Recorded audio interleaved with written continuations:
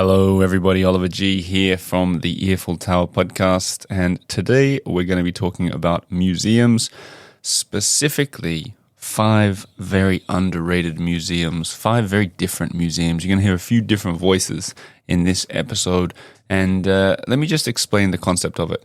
This is part of a new series that I'm launching that I want to call the Top 20. And the idea is I've picked the top blank, in this case museum, for every one of the Paris arrondissements. There's 20 arrondissements, that means 20 museums. And for this podcast episode you're about to hear, you're going to hear a discussion about just 5 of them. In this case, I picked 5 really underrated, unusual, cool, worth visiting museums from my list of 20. The idea is hopefully a fun episode for everyone. Give you some tips for your next trip to Paris. But also for the full list, for the full 20 museum list, you got to become a member on Patreon or Substack. In my hope being there that the members will enjoy something that's 4 times better than what will hopefully be a great show anyway. So the best museum in every arrondissement today, focusing on 5 underrated museums. I think we'll start with one from me, one that I personally love before we get into some of these other voices. And I've talked about it on the show a couple years ago, and it's the Bibliothèque Nationale Richelieu, which is, or more affectionately known as the BNF. Now, it's a library, and this, I think, I've met a lot of listeners to this show who've excitedly told me that they went and checked this out and that they loved it. And I think it's underrated because so many people still don't realize that there's this kind of hidden museum in this very newly renovated building. So you've surely seen pictures of this salle ovale, this beautiful big library reading room in this library in the 2nd arrondissement. And I even went there just to check out this oval hall room of books. And the time that I first visited, I had no idea there was a museum upstairs. So I went back. I don't know. I think it was when I was researching for the Countdown season a few years ago that I realized there was this museum upstairs. You pay 10 euros or so to get up there, and then it is just incredible. There's something like there's millions of objects up there, but like these highlights, like there's an original manuscript of Victor Hugo's Les Misérables up there.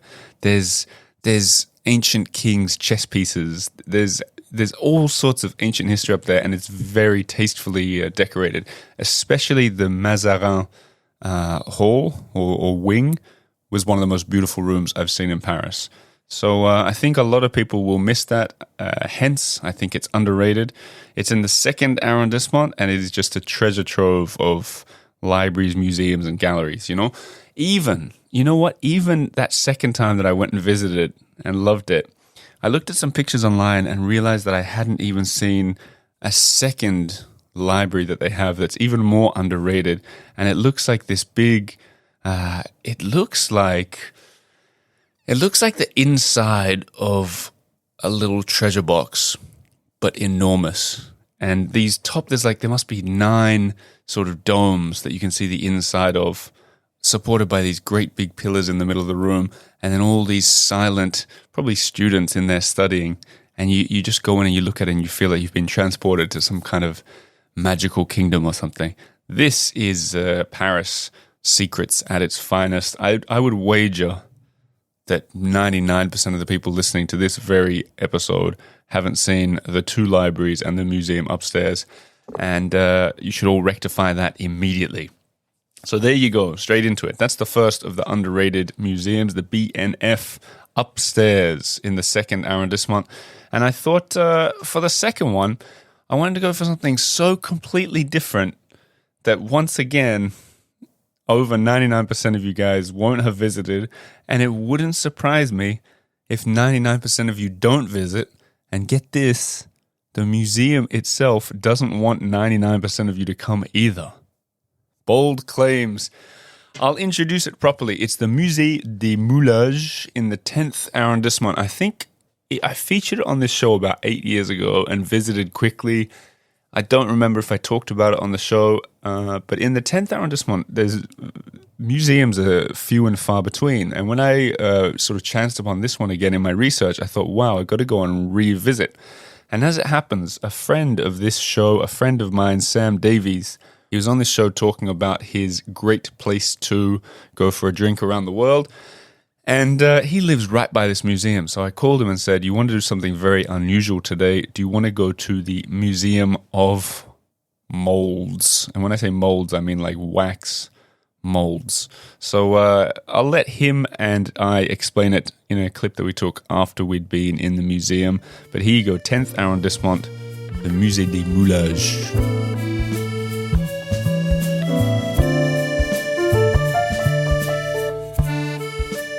Sam Davies, long-time resident of the 10th arrondissement, yet you'd never been to the Musée des Moulages.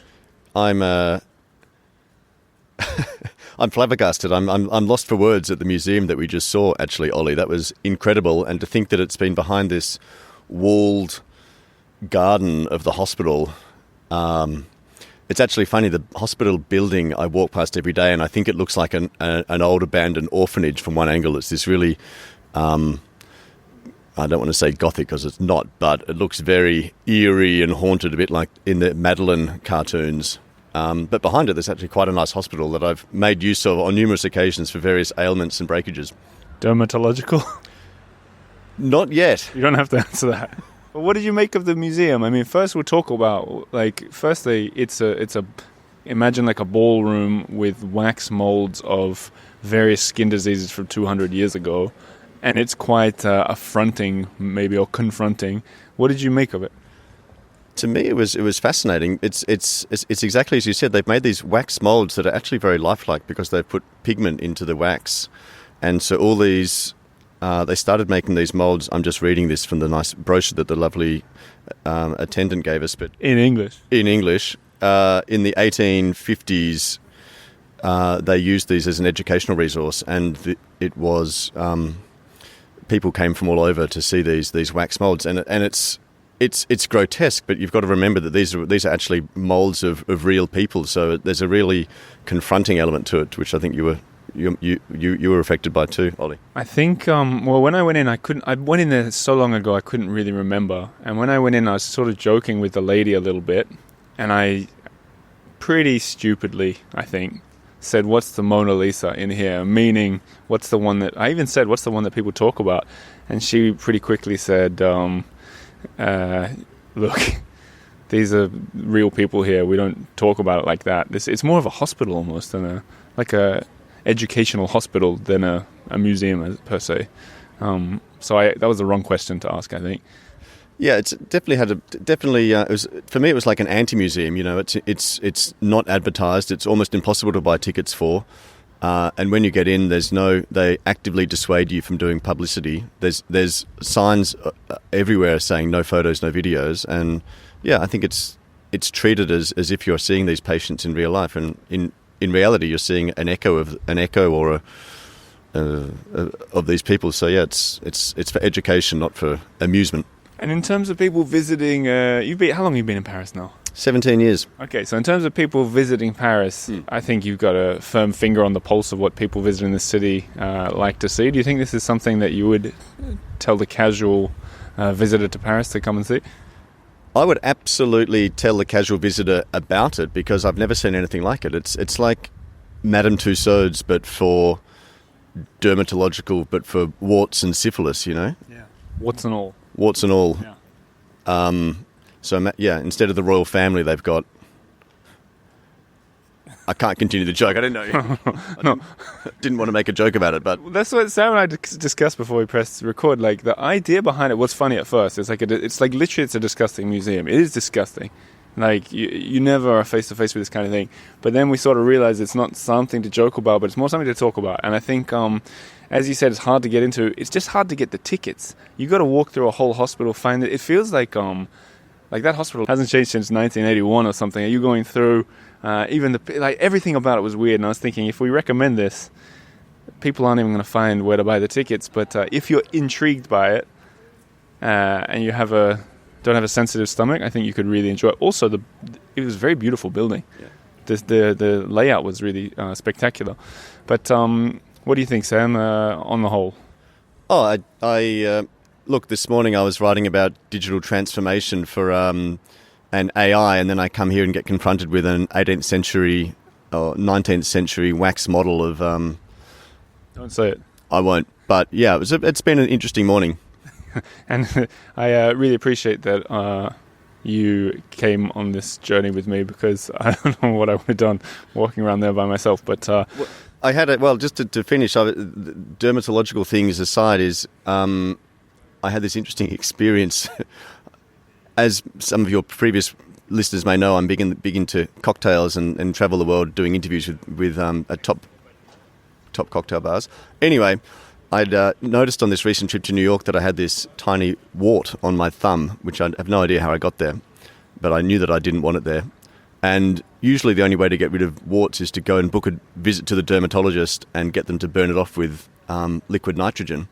Well, just happened at this one cocktail bar I went to, their specialty was a martini chilled to negative 15 degrees Celsius. And to do that, they use liquid nitrogen. This is such a Sam Davies story. So I when it came out, I put my thumb against the stem of the glass for 15 seconds, held it there, and the treatment worked. And it was an expensive cocktail, but it's still a lot cheaper than going to see the dermatologist. So you could have taken a wax casting of your thumb before you did it, but I appreciate the anecdote. And what's the name of your bar business? I'm glad I shoehorned this in. Great Place 2, so great_place_2 on Instagram. And he's a friend of the Eiffel Tower. Thanks, Sam, for museuming with me in Paris. My pleasure.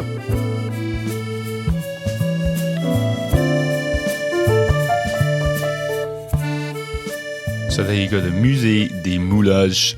Really not for the faint of heart or weak of stomach, but it was funny. I was talking to Sam after we did that recording, and he was really saying, I'm going to tell everybody about this, but I'm not going to recommend anyone comes. And then I saw him about a week later at the Eiffel Tower's Christmas party, and he changed his tune, and he said that he's been telling everybody to go visit. So I don't think I'm that... I'm not going to tell you all to go and visit unless you're really keen on it, but it's fascinating to know. It's fascinating to know about it, and I don't know. Visit at your own peril. Underrated, absolutely. And always interesting to know that these kind of things exist in Paris. Now for something absolutely, completely different and much more visible. In fact, usually when I do my walking tour of the Marais on Monday mornings, we walk past the Musée Carnavalet, and I always stop. I always point to it. It's closed on Mondays. The tour's on Mondays, so it doesn't, there's no chance of even ducking in. But I say that museum is compulsory visiting. Firstly, it's free, so you got no excuses to not go in here. Secondly, it's had this mega renovation. So it reopened in 2022 after years and years of renovations. And it just looks incredible. It's the history of Paris. It's, firstly, just walking in there to the very first room, you see this big hallway where they've got... like not street signs, but shop signs, shop front signs that hang out in the street. They've gathered these from centuries past, and you walk into this big, beautiful white room with a wooden semi-spiraling staircase at the back, and hanging off every sort of available wall space are these old shop signs. And they've all got these beautiful, intricate details and stories behind them, and I just think it's so tastefully done. And that's just the first room. You go through, there's all the history of Paris from... some of the first boats they used here thousands and thousands of years ago that they found during renovations. There's things through the history, Middle Ages, and up until fairly recent history. And it's just wonderful. If you love Paris, you're going to love this museum, and it's a total treasure. And I think a lot of people, maybe because of the huge renovation, a lot of people don't sort of realize it's there, but it gets my 2 thumbs up. That one is in the 3rd arrondissement, and... if you look really carefully, I know mega fans of the Eiffel Tower do this. In fact, very recently, I saw Josie shared a picture of this in the Eiffel Tower member group. There is, I think it's on the 3rd floor, they have the giraffe memorabilia from when the giraffe walked to Paris 200 years ago. I'm talking about like fans, like hand fans that you fan your face with giraffes on it and plates and cutlery and that kind of stuff. They've got that, and that was, I'm pretty sure that when I saw that, that's what inspired that book, Grace the Giraffe, that I made, the children's book that I made with my wife. So if you want to see where that all started, It's the Musée Carnavalet as well, but it's very hard to find. You need to be really looking hard to find those giraffes. But underrated museum for sure. Also, easily for me, the best museum in the 3rd arrondissement. Let's switch to another side of town, still on the right bank, but in the 8th arrondissement. And for this one, I asked tour guide Bertrand Dalman for his pick for the most underrated museum in all of Paris. And this is what he said.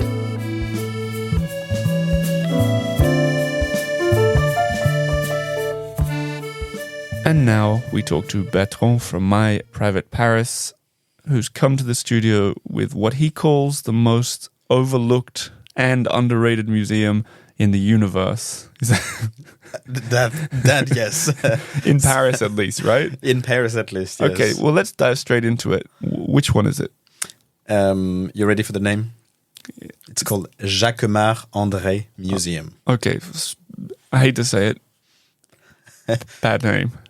Okay, not bad, but hard to remember a little bit. Yes. Yeah. Which I think makes it sound a little bit elitist. Right. And so you think, oh, what's this thing? I've never heard about it. Yeah. But it's actually the name of the couple. Yeah.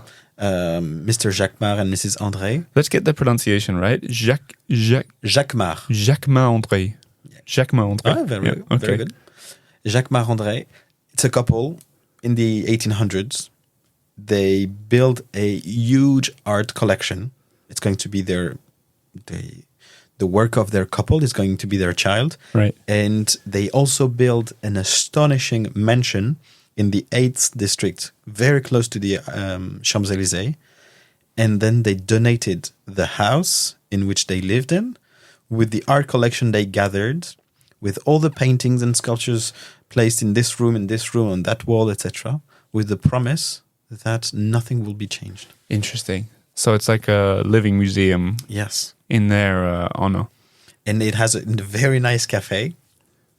So you can go, even if you don't want to go in the museum, you can go to the cafe for hot chocolate or high tea, and it feels really, really great. When you say really nice cafe, do you mean like high tea as in like kind of Ritz level high tea, or is it like... I mean, like, is it a destination or is it more an afterthought? Okay, so people go just for that. Okay, cool. Yeah. I don't know. I would go just. Okay. Well, no, I would always go check on the paintings. Yeah. But yes, they organize birthday parties for kids and things like that. And so, why is this? I mean, you already described what's in the museum, but why do you like it so much? I like the ambience of it. I like all the thoughts that has gone through the obsession for finding the best art pieces. It's a lot of French and Italian paintings and artworks, but it's the result of a life dedicated to collecting art, and I really am, to say, very passionate about this, very excited about this. And the venue is beautiful. It's never crowded. The one bit that is crowded is they do have very, very popular temporary exhibits. Right. Because they, at the moment, they have an exhibition about the Borghese Gallery, which is from Rome. Yeah. And everybody wants to see that. Yeah. So but the temporary exhibits are always in a separate part of the mansion. Right. So there you'll find only locals, mostly. So there you have to really buy your tickets in advance. I got a stupid question. Mm-hmm. When Parisians are looking for these temporary exhibitions, is their main source of info from the metro walls? Yes, from the Periscope, which is a magazine about exhibitions. Also. Okay. And I guess I know about them through Instagram. I just wonder how people always know about this stuff. I feel like, because I walk a lot, I don't take the metro. And then when I go on the metro, I'm like, wow, there's exhibitions everywhere in the city. Is that the... Well, that's a given. There are temporary exhibitions everywhere, all the time in Paris. Yeah. But it's to which one you want to go to. Okay, so Jacquemart André, 8th arrondissement, and you guys do tours there? Yes, but not enough. Not enough, because it's not on the top list. So we usually go there when people are ready to accept recommendation and are not just coming with a list of I want to do this. I think Paris really, for me, the fun begins on your second visit. I feel like on your first visit, you've got to tick off a lot of the things. I think you got to. And then like second, third, fourth, fifth, I think people should get in contact with you and be like, I'm ready, Bertrand. Show me the rest. Show me. I want to end on this. The Jacquemart André, could we call it a 10-minute museum? I think so. Really? Yeah. Would you? I think it could be, let's envision it. You even on a first trip to Paris, we're driving you around the Champs-Élysées, go up the Arc de Triomphe, etc. And then we just stop in front of the museum, go in it, just maybe to see the main hall. Yeah, the not fresco. to see all the rooms and the fresco in the staircase. Yeah. I think it can obviously be a 4-hour stop. Right. But a 10-minute will give you a glimpse of this Paris of the late 18th. I love it. Turn of the century. I love that you didn't poo-poo my suggestion of a 10-minute museum. No. Cool. Good. If you give me 10 minutes to go there, I'll take it. What about a tour of Paris in a car that's like the planche mixte tasting platter, and everything is like 10-minute version? So or 15 or whatever. Yes. So you go into a museum quick, but it'll be tiring, but you could see 20 things. That'd be something. That makes sense. Yeah. You know what? I actually get a lot of requests of people who want to have a full day discovery of Paris, and they feel like they have to include the Louvre. Yeah. And they tell me just for 10 minutes or half an hour, we don't have to see everything. We just want to go check on the Mona Lisa or anything like this. There it's impossible because with the line, just to go through security, etc., etc. But there are plenty of other places. You don't have to be a museum guy or a girl, but just it's what I love in Paris. It's the museums where the building, the rooms, are as worthy as the art piece. I agree with you entirely. And with that in mind, go everybody to see the Jacquemart André Museum in the 8th arrondissement, and you won't be disappointed. Also, book a tour with my private Paris. You might even get Bertrand showing you around. Maybe even on a planche mixte. Especially if you ask for the Jacquemart André. Let me know if anyone ever calls you and asks for a planche mixte. A planche mixte, if you don't know, is the when you have charcuterie and cheese, like a whole mixed platter. A mixed platter, that's the word. Let me know if that ever happens. That could take off. Anyhow, my private Paris. Check out Bertrand and the work that they're doing. Happy to be working with you guys this season.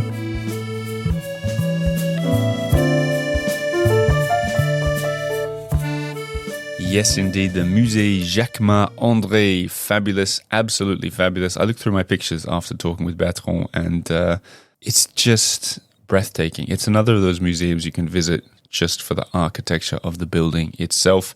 Book a tour with them. My Private Paris, they are partnering up with me for this whole season, and what I want to hear is people saying, I'm coming to Paris, and I'm doing a tour with My Private Paris.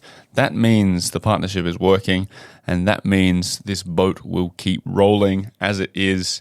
Hang on, you don't want a boat to roll? That means this steamroller will keep rolling, which is exactly what I'm hoping for. I love having them to partner up with. Let's get on to is it the final museum already? Yes, the 5th. And a reminder of what I'm doing here. These are 5 underrated museums taken from my list of the best museum in every arrondissement, according to me. And you can read our write-up of these 5 museums on my Substack or on my website, theeiffeltower.com.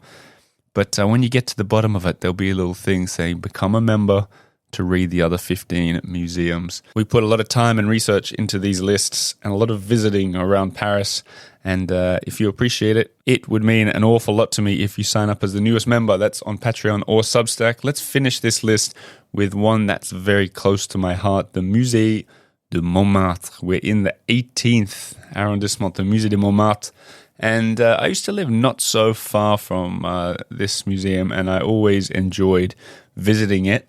It's so just to sort of give you the picture of where it is, it's a stone's throw really from the Sacré-Cœur if you start heading downhill a little bit away from the Place des Théâtres. And it's another one of those museums that's really lovely in itself. The gardens, let's just talk about the gardens. When you're in Montmartre, I lived there for 2 years. You don't have much green space. Granted, this is a green space you have to pay to get into.